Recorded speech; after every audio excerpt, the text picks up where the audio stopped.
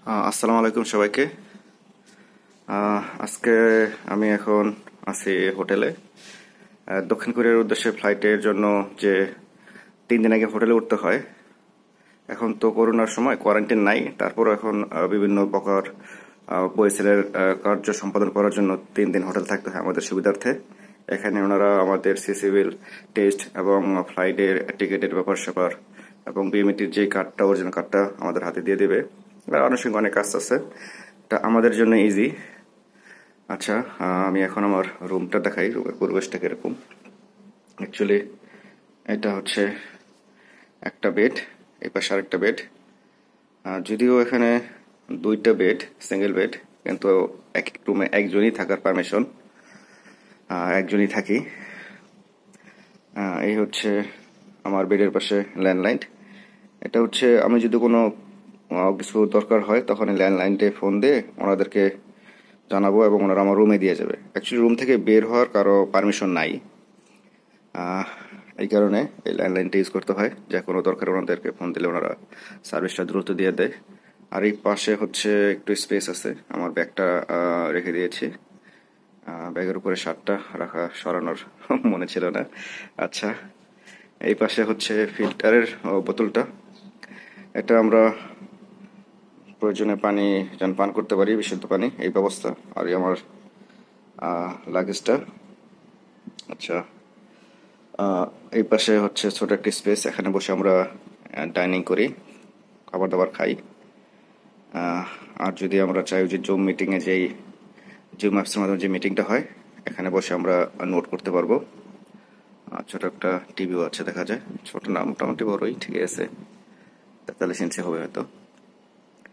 আর এই হচ্ছে extra plate, এই প্লেটে আমরা নিজেরা খাবার জন্য সার্ভ করে খেতে পারি, এই কারণে এইটা রাখা হয়েছে। অ্যাকচুয়ালি আমি গতকাল সন্ধ্যার দিকে উঠছি, আজকে সকালে ভাবলাম একটা ছোট পিঠে করি।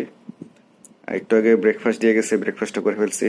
অ্যাকচুয়ালি লাঞ্চের সময় যখন লাঞ্চটা দেবে তখন আমি অ্যাড করে দেব এর সাথে। এই হচ্ছে আমার দুপুরের খাবার। কি দিল, 2 পিস আলু দেখা যায়, নিচে মনে হয় মাংস, গরুর মাংস, আর সবজি, ডাল, আর লেবু আছে 1 পিস, 3 পিস সালাদ। এই হচ্ছে দুপুরের খাবার। রুমে দেখা যায় একটা এসি আছে এবং সিলিং ফ্যানও রয়েছে, যে যেটা চাই ইউজ করতে পারবে। আচ্ছা, এখন যদি আমি বাথরুমের ভিতরটা দেখাই, এই হচ্ছে ওয়াশরুমটা।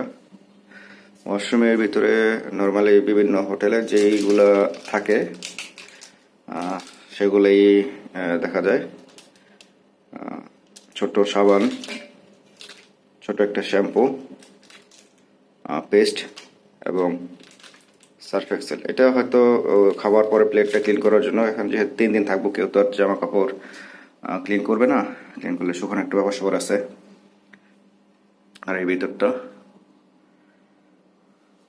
হচ্ছে এরকম। হ্যাঁ, ভালো। অ্যাকচুয়ালি বইসেল চিন্তা করে আমাদের অল্প খরচের মধ্যে ভালো সেবাটা দেওয়ার জন্য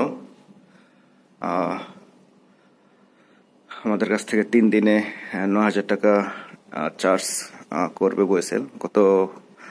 কাল সন্ধ্যায় যে মিটিংটা হলো সেখানে যা বললো ওনারা এটি বললো, এবং এয়ার টিকিট নেবে 56,000 টাকার মতো, আনুষঙ্গিক কত 70,000 টাকার মতো লাগতে পারে। এই হচ্ছে বিষয়।